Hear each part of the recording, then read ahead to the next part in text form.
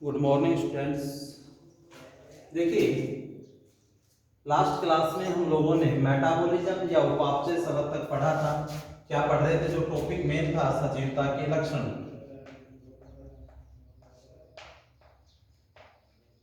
सजीवता के लक्षण, और इस सजीवता के लक्षण के अंदर हमने जो अंतिम टॉपिक था हमारा उपापचय, लास्ट क्लास का अंतिम टॉपिक, वहां तक हमने कंप्लीट कर लिया था इसको मेटाबॉलिज्म। क्लियर?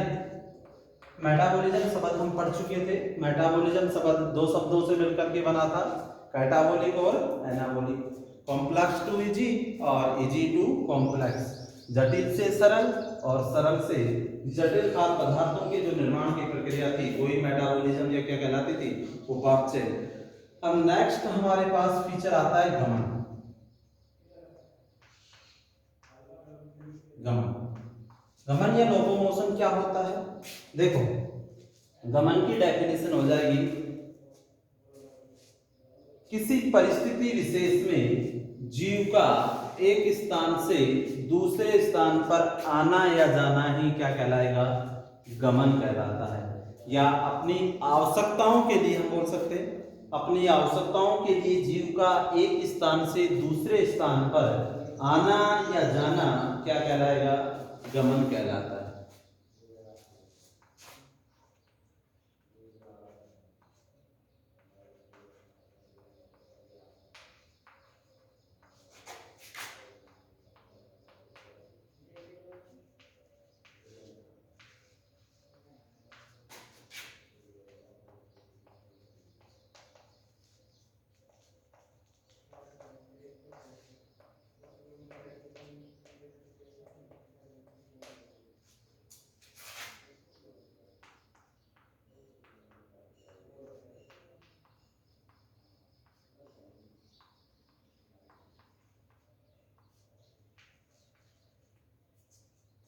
Clear definition? किसी परिस्थिति विशेष में, या हम बोले अपनी आवश्यकता के लिए जीव का एक स्थान से दूसरे स्थान पर आना या जाना ही क्या कहलाएगा? गमन कहलाता है। अब परिस्थिति विशेष क्या हो सकती है, आवश्यकता क्या हो सकती है? मान लीजिए कोई जीव अपनी आवश्यकताओं की पूर्ति करने के लिए एक स्थान से दूसरे स्थान पर जाता है। एग्जाम्पल लिया जाता है इसका, कौन कौन सी आवश्यकता? जैसे भोजन, प्रजनन, आवास। मूलभूत जो आवश्यकताएं होती हैं व्यक्ति की, उनके लिए व्यक्ति एक स्थान से क्या करता है? दूसरे स्थान तक गमन करता है या जाता है। इस क्रिया को ही किसके नाम से जाना जाएगा? गमन में। मान लीजिए भोजन, किसी व्यक्ति को भोजन की आवश्यकता है तो वह क्या करता है? अपने घर में भी कुछ दूरी तक मूवमेंट करता है, तय करता है दूरी को, और फिर पहुंच पाता है, फिर भोजन करता है। किसी काम के लिए व्यक्ति एक स्थान से दूसरे स्थान पे जाता है और उसके पश्चात उसको जिस काम के लिए जाता है उसको अचीव या प्राप्त करता है, तो वो क्या होगी? उसकी मूलभूत आवश्यकताएं। मेनली जैसे आवास, रहने के लिए हमें मकान चाहिए, तो इसके लिए हम क्या करते हैं? एक स्थान से दूसरे स्थान पर पलायन करते हैं। तो ये जो सभी एग्जाम्पल हैं, इनके लिए हमें क्या करना पड़ता है? किसी परिस्थिति विशेष में जीव का एक स्थान से आना या जाना, एक स्थान से दूसरे स्थान में, दूसरे स्थान पर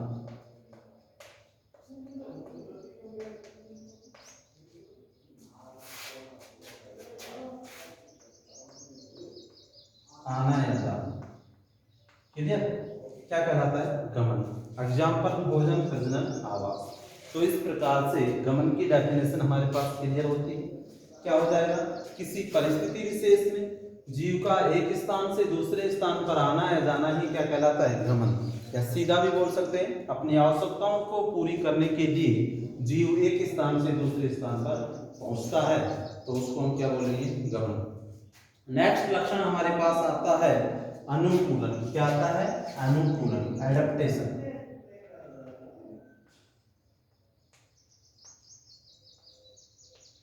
सिंपल सा एग्जांपल है, अनुकूलन। क्या होता है अनुकूलन?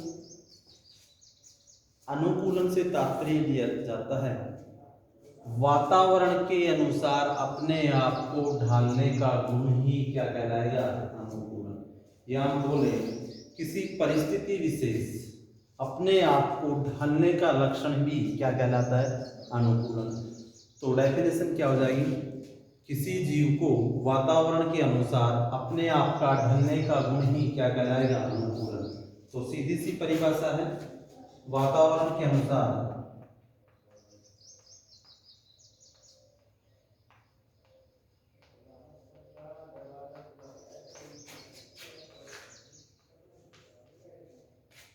अपने आप को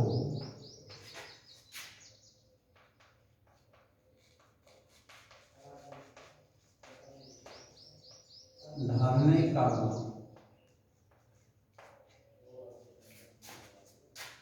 ही अनुकूलन कहलाता है।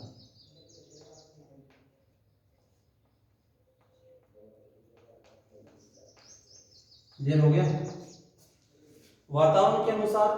अब वातावरण के अनुसार कौन? जीव अपने आप को ढालने का गुण ही, वातावरण के अनुसार अपने आप को ढालने का गुण ही क्या कहलाएगा? अनुकूलन कहलाता है। इसका अच्छा सा एग्जांपल देखने को मिलते हैं कई।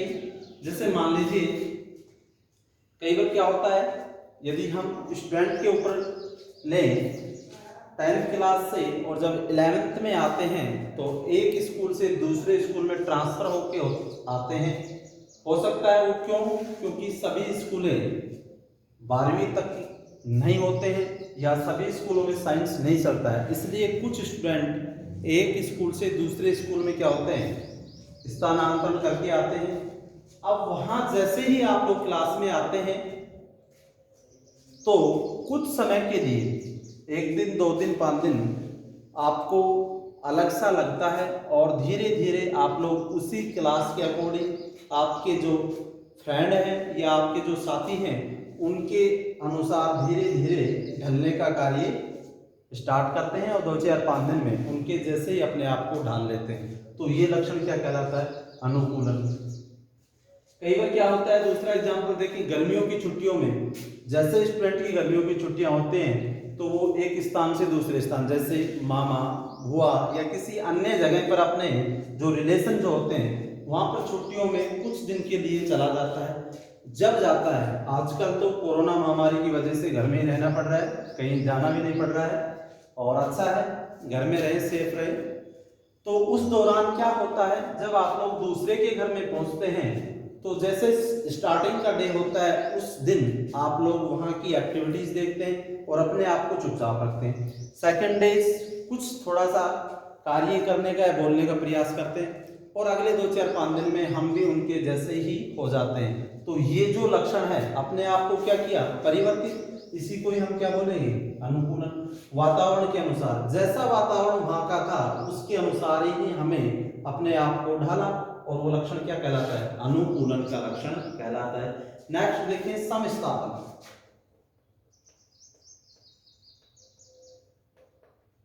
समस्थापन होम्योस्टैटिस क्या होता है? समस्थापन क्या होता है?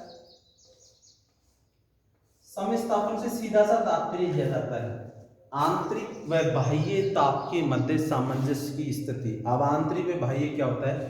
किसी जीव के शरीर का जो टेम्परेचर होता है, मान लीजिए क्या है, मनुष्य का यदि हम बात करें 37 डिग्री जो सेल्सियस होता है, बाहर वातावरण का टेम्परेचर माना कितना है? 40 डिग्री सेल्सियस हमारे पास। अब इन दोनों के मध्य क्या अंतर आ रहा है? 3 डिग्री सेल्सियस का। क्लियर? जो 3 डिग्री सेल्सियस का अंतर आ रहा है, अब ये जो अंतर है, इस अंतर के मध्य सामंजस्य की स्थिति,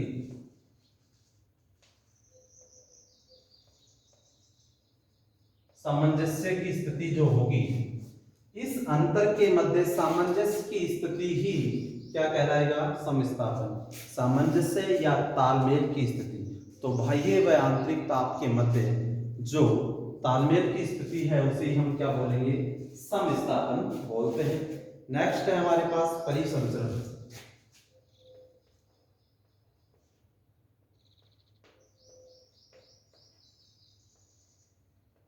देखो परिसंचरण का मतलब, संचरण का मतलब क्या होता है? चलने से, बहने से या गमन से, ठीक है। अब परिसंचरण से तात्पर्य लिया जाता है, वैसे यदि हम परि का पर्यावरण में देखें तो चारों ओर से, बट यहाँ चारों ओर से नहीं लेंगे, हम बोलेंगे शरीर से। शरीर से किससे? संपूर्ण शरीर में जो आवश्यक तत्व होते हैं, या हम बोले जैसे ऑक्सीजन वगैरह होती है, ब्लड सर्कुलेशन होता है, वो विशेष अंगों के द्वारा, और इनके साथ जैसे हमारे पास कोई हार्मोन है, कोई तत्व है, कोई एंजाइम है, ये इनमें डिजोल्व होकर के किस में, जो तरल पदार्थ होता है उसमें घुल करके शरीर में संपूर्ण स्थान पर क्या करते हैं? गमन करते हैं। इस प्रकार की प्रक्रिया ही क्या कहलाएगी? परिसंचरण कहलाती है। इसका जब आगे के हम टॉपिक पढ़ेंगे तो उसमें क्लियर करेंगे। जैसे ऑक्सीजन जो होता है, ऑक्सीजन को श्वसन तंत्र सिस्टम के द्वारा एक्सेप्ट तो कर लिया जाता है, उसके पश्चात वो ऑर्गन तक कैसे पहुंचती है? ब्लड में डिजोल्व होकर के, और वो ऑक्सीजन अंगों तक पहुंचने का कार्य करती है, जिसके अंदर एक पूरा तंत्र होता है, परिसंचरण तंत्र। नेक्स्ट जब हमारे ह्यूमन फिजियोलॉजी के टॉपिक चलेंगे उसमें हम इस पर और भी अधिक चर्चा करेंगे। अब हमारा जो अंतिम टॉपिक बचता है इसमें सजीवता के लक्षण में, वो है उत्सर्जन। क्या है? उत्सर्जन। उत्सर्जन क्या होता है? सीधी सी डेफिनेशन है, अपशिष्ट पदार्थों को शरीर से बाहर त्यागने की क्रिया ही क्या कहलाएगी? उत्सर्जन। क्लियर? अपशिष्ट पदार्थों को शरीर से बाहर त्यागने की क्रिया ही उत्सर्जन कहलाती है। अपशिष्ट पदार्थ, अपशिष्ट पदार्थों को शरीर से बाहर त्यागने की क्रिया